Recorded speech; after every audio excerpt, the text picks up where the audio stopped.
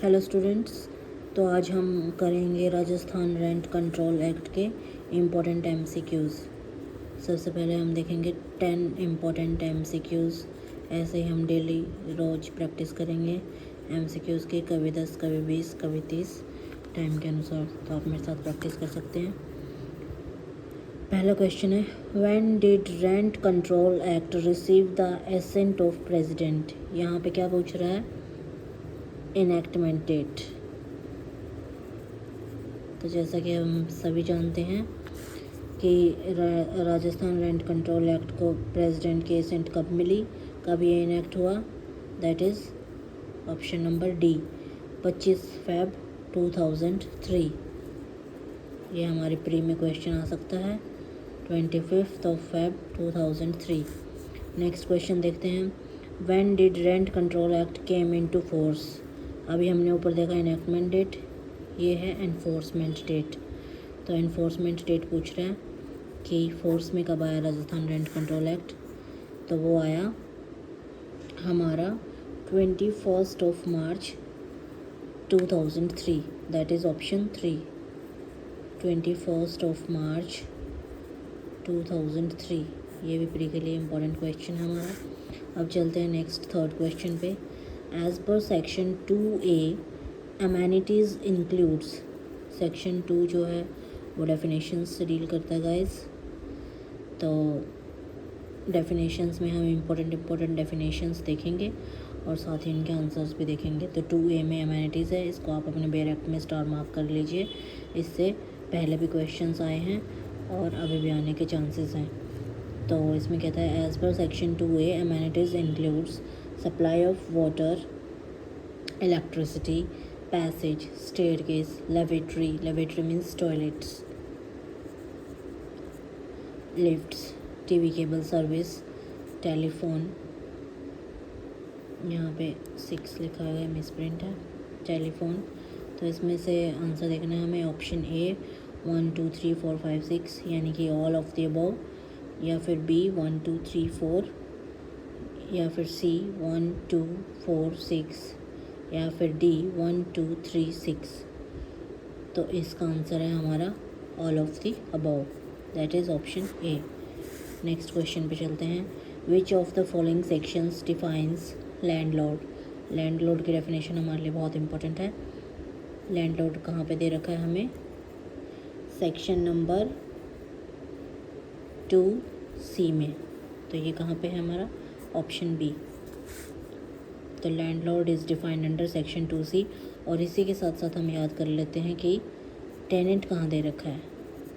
तो टेनेंट कहाँ दे रखा है हमारा? सेक्शन 2I में। सेक्शन 2 के क्लॉज आई में टेनेंट दे रखा है, वो भी बहुत इंपॉर्टेंट है, उसको भी हम आगे चल के देखेंगे। उसके बाद है, as per section 2F premises includes land used for agricultural purposes, farm building, room और other accommodation in a hotel, dharamshala, inn, सराय और hostel, none of the above. तो फिफ्थ का क्या आंसर आएगा? नन ऑफ द अबव, क्योंकि ये जो तीनों चीज़ें हमारी बता रखी हैं, ये हमारी बता रखी हैं कि एक्सक्लूडिंग कि प्रीमाइसेस में क्या नहीं आएगा, और ऊपर पूछा है इंक्लूड्स। तो प्रीमाइसेस में क्या इंक्लूड होता है? प्रीमाइसेस में ये चीज़ें इंक्लूड नहीं होती हैं, ठीक है। वैसे रेजिडेंशियल और कमर्शियल बिल्डिंग दोनों ही प्रकार के प्रीमाइसेस यहाँ पे इंक्लूड कर रखी हैं, लेकिन ये जो फार्म बिल्डिंग एग्रीकल्चर पर्पसेस के लिए जो है, या फिर होटल अकोमोडेशन, इन, सराय, हॉस्टल है, ये हमारी इंक्लूड नहीं होती है। तो ये इसका हमारा सेक्शन नंबर और क्लॉज भी याद करना ज़रूरी है। प्रीमाइसेस की इंपॉर्टेंट डेफिनेशन है, पेपर में आ सकती है, स्टार मार्क कर लीजिए। Section 2F। उसके बाद है, एज पर सेक्शन 2H, ये भी बहुत इंपॉर्टेंट है। Senior citizen means citizen of India who has attend the age of 60 years or more, 62 years or more, 65 years or more, 70 years or more। तो इसका answer है हमारा सी, 65 years or more, ठीक है। तो as per section 2H senior citizen में कौन include होगा? जिसकी उम्र 65 साल से ऊपर है, वो सीनियर सिटीज़न कहलाएगा as per Rajasthan rent control act. उसके बाद है question number 7, which of the following statements is correct? Rent may include the charges payable for amenities, rent shall include the charges payable for amenities. उसके बाद है rent shall not include the charges for amenities, none of the above.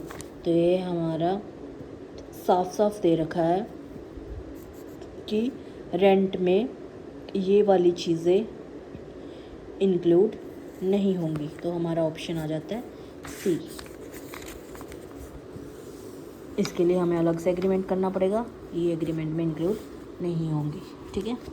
और इसमें क्या क्या आ सकता है, जैसे वाटर चार्जेस, इलेक्ट्रिसिटी चार्जेस या फिर लिफ्ट चार्जेस होते हैं कई जगह, तो वो आ सकता है। उसके बाद देखते हैं question number 8, which of the following methods may be used by the tenant to make payment of the rent? कैसे टेनेंट हम पेमेंट कर सकते हैं रेंट की, क्या क्या मेथड्स बता रखे हैं हमारा राजस्थान रेंट कंट्रोल एक्ट में। ऑप्शन नंबर 1 है by personal payment, by cash, by cheque और bank draft. Option number B by payment in bank account as may be specified by the landlord. Option number C by remitting through postal money order, या फिर option number D इधर ए, B और सी।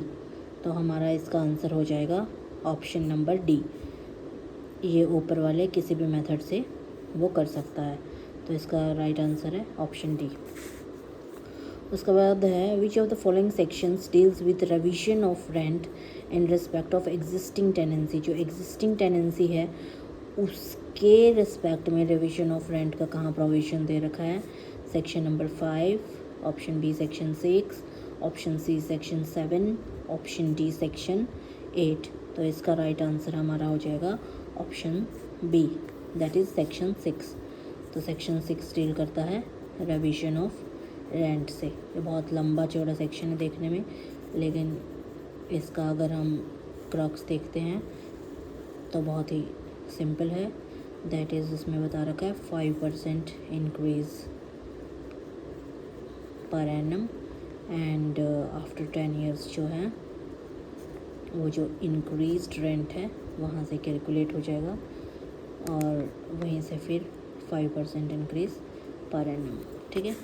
उसके बाद है as per section 7(2) an agreement for increase of rent in excess of 5% per annum shall be. Section 7(2) हमें ये clause भी याद रखना पड़ेगा, हो सकता है पेपर में पूछ ले, पेपर डिफ़िकल्ट बना दे। तो एज़ पर सेक्शन 7(2) कोई भी agreement for increase of rent in excess of 5% per annum, 5% से ज़्यादा अगर आपने इंक्रीज़ किया रेंट और उसके लिए एग्रीमेंट बना लिया तो वो क्या होगा, शैल बी